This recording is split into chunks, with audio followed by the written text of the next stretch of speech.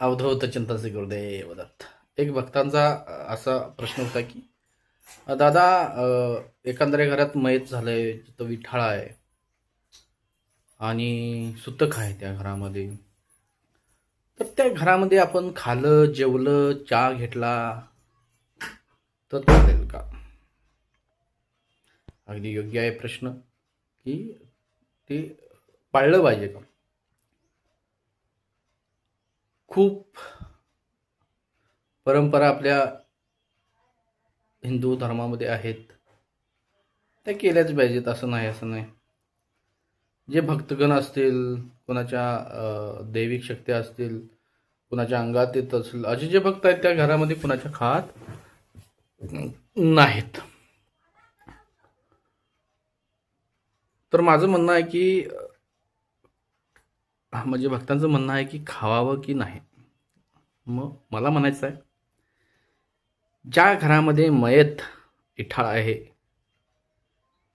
तिथं खाल्यानं काय होतं आणि न खाल्यानं काय होतं. ज्या घरामध्ये सुतक आहे त्या घरामध्ये जर आपण अन्न ग्रहण केलं, चहा घेतला, जेवण ग्रहण केलं, तर कशा प्रकारे दोष लागतो? तर त्या घरामधला दोष अशा प्रकार लागतो की ज्या घरामध्ये व्यक्ती मयत झाल्या त्या मयत आत्म्यांना आपलं जे पुण्य आहे ते पूर्णपणे त्या आत्म्याला मिळतं.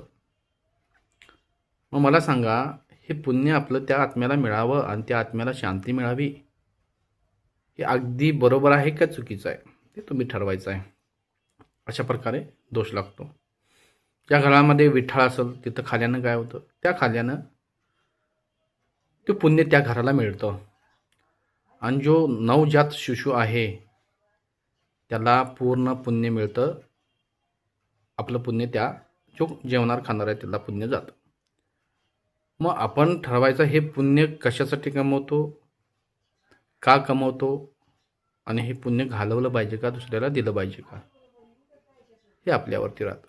श्री गुरुदेव दत्त. अवधूत चिंतन. श्री गुरुदेव दत्त.